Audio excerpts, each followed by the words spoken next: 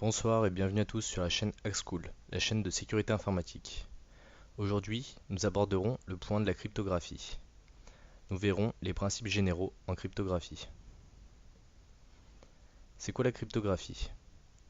La cryptographie, c'est l'étude et la conception des procédés de chiffrement. La cryptanalyse est l'analyse des textes chiffrés pour retrouver les informations dissimulées.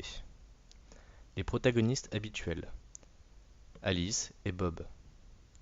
Oscar, un opposant, souhaite espionner Alice et Bob. Alice et Bob ont pour objectif de communiquer sur un canal peu sûr. Oscar, en espionnant, ne doit pas pouvoir comprendre l'échange. Les termes utilisés: un texte en clair ou plain text en anglais, et le document avec les informations, un texte en français, une donnée numérique. Le chiffrement, processus de transformation d'un message de telle manière à le rendre incompréhensible. Le chiffré ou ciphertext est le résultat du processus de chiffrement. Déchiffrer est le processus de reconstruction du message à partir du message chiffré. À quoi sert la cryptographie? Tout d'abord à la confidentialité des informations, avec l'utilisation d'algorithmes de chiffrement pour empêcher l'accès aux informations à des utilisateurs non désirés. Dans un second temps, elle sert à l'authentification. Elle sert bien sûr à l'intégrité des informations qui sont stockées ou manipulées, vérifier que les informations n'ont pas été altérées.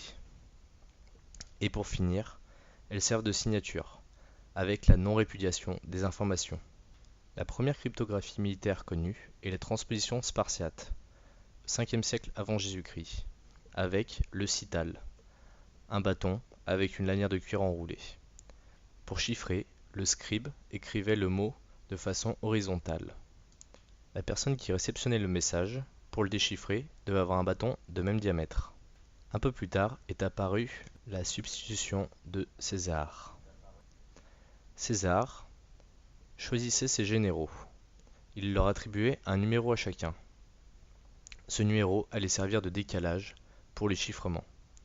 Par exemple, pour son premier général, il allait envoyer le mot bonjour, avec un décalage de 5. La lettre B allait devenir un G, la lettre O allait devenir un T, et ainsi de suite pour les autres lettres. Le même message envoyé à un autre général avec un décalage de 10 allait donner un L, Y, X, T, Y, E, B. Nous voyons bien que pour le même message initial, nous avons deux sorties différentes. Le décalage le plus connu est la rotation 13 ou rod 13. Wigner, 16e siècle, était un diplomate français qui a inventé un nouveau système de chiffrement. Ce système de chiffrement était basé sur une clé. La clé est utilisée pour le décalage des lettres.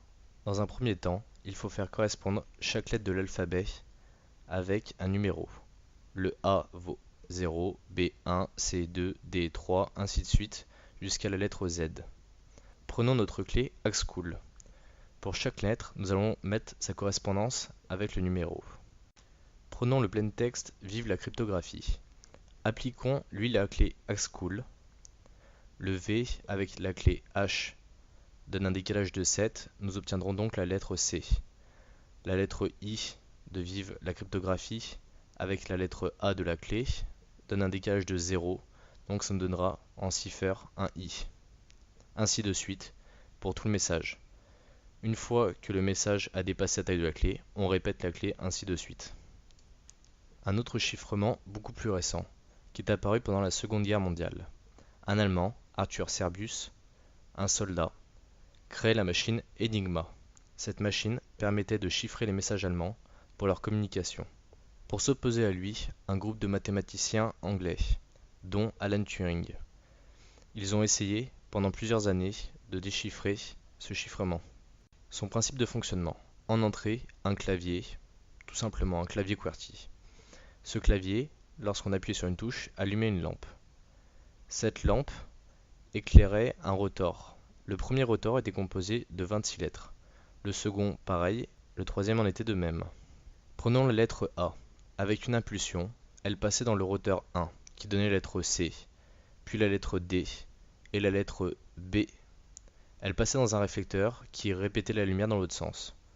Finalement, pour la lettre A qui était appuyée à l'origine, la lettre C sortait. Si on réappuyait sur la lettre A, une nouvelle lettre différente sortait. Pour chaque frappe clavier, le rotor 1 tournait d'un cran. Une fois qu'il avait fait 26 rotations, le rotor 2 tournait d'un cran, et ainsi de suite. Le principe de déchiffrement était de donner les positions initiales des rotors. Il suffisait ensuite de taper le texte chiffré pour retrouver celui d'origine. Le chiffrement dit parfait. Il est à base de masques jetables ou on l'appelle le chiffre de Vernam. Il y a 3 principes fondamentaux pour que le chiffre de Vernam fonctionne. Il faut que la longueur de la clé soit supérieure ou égale à la longueur du message chiffré. Il faut que la clé soit composée uniquement de caractères aléatoires. Et bien sûr, comme son nom l'indique, il ne faut l'utiliser qu'une seule fois. Prenons la clé WMCKL. Prenons le message en clair Hello. Pour chaque lettre, nous allons mettre une correspondance.